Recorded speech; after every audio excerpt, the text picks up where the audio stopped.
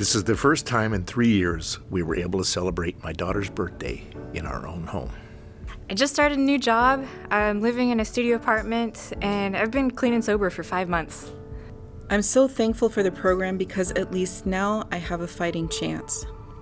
I used to hate the officer who was going to arrest me, but now I am thankful for him.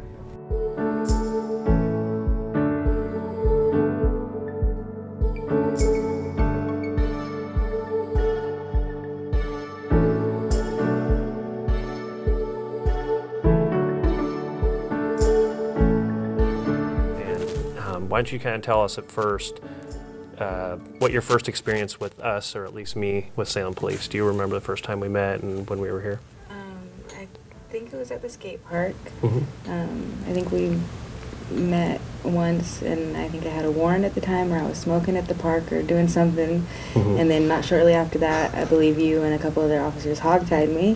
Okay. So it's kind of surprising to me that we get to sit here side by Right. side after having that sort of an experience. Yeah.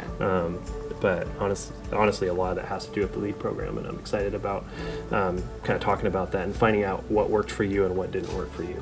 A couple years later, I had arrested you a few more times, and then finally, the most recent contact we had, and the last time we talked was when you were picked up on another charge at a store downtown. And so for that, during that incident, me and Officer Merritt were talking with you, and it was just clear that you were very clear-headed and you were kind of fed up with where you were at.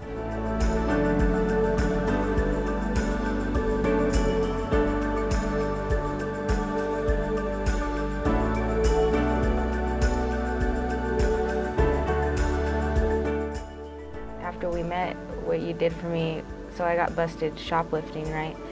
And what you and the program did for me was took me shopping, which was the biggest thing that started to like really make me trust you and feel like, hey, maybe not all cops and not all of this is bad. Well, yeah, because I remember asking, because we go through these questions, and it was like, okay, so you got busted for shoplifting. Like, what's the deal? Yeah. Right? Like, how can we make it so that this doesn't happen again? And you're like, well, I need some clothes. And it was like, okay, let's just eliminate that, so then you don't have to do that, right?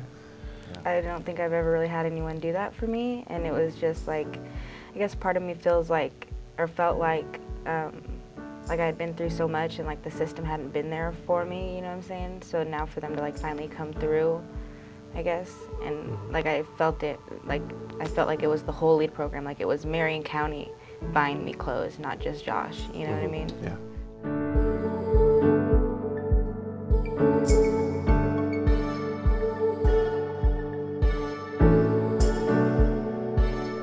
It seems like timing is a factor. Like, I have to get you at the time when you're fed up with that life and you're willing to do anything to move away from it. Yeah. Is that right? Yeah, Okay. totally. Yeah, I wasn't ready before at all. And at that point, I had for a year almost been trying to get into a treatment center and trying to get clean, but not really wanting to yet, you know, but knowing that I was sick of life. Yeah. So. I don't know, it seems like for me, as I think back to all of our interactions and going to court and all of that, it was like once you were like, I'm doing this, there was nothing that was gonna stop you. What about us presenting LEAD to you was appealing? I think it was, I just saw it as like a chance, as an opportunity, as like, you know, a crack in a door that could be open to so much more. I was just ready to be done with that life, and just to see that someone else saw that maybe I could do more, you know, meant the world to me. How intriguing and interesting, and then also kind of crazy, was it for you that it was Officer Smith, right? That was giving you that open door for so much more in life, but it's the same guy that has arrested you and had interactions with you all of those times, but yet you just got done saying that, basically, him and Officer Merritt gave you that open door. Yeah.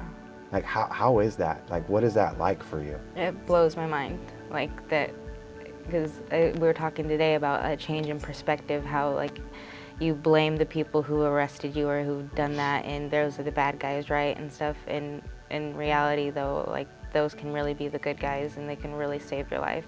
Like they're not just out to get you.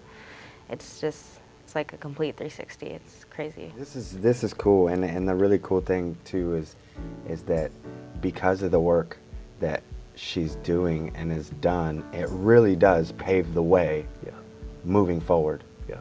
You know, for the LEAD program here in Marion County, the success stories like yours are what does drive, because when then he's having conversations with his coworkers, he has this, no, it's for real. And so it's huge, and it's so encouraging. So tell me a little bit about what your so, life looks like now. I went to inpatient, and then I graduated successfully, and I've never graduated anything, intensive outpatient. And then I had back surgery, which was huge, and dealt with being on the pain pills, and still managed to stay clean from that. Nice. I just celebrated a year clean. Super exciting. Yeah. Good job. Yeah. Awesome. Didn't think that was possible. It wouldn't have been possible without you guys.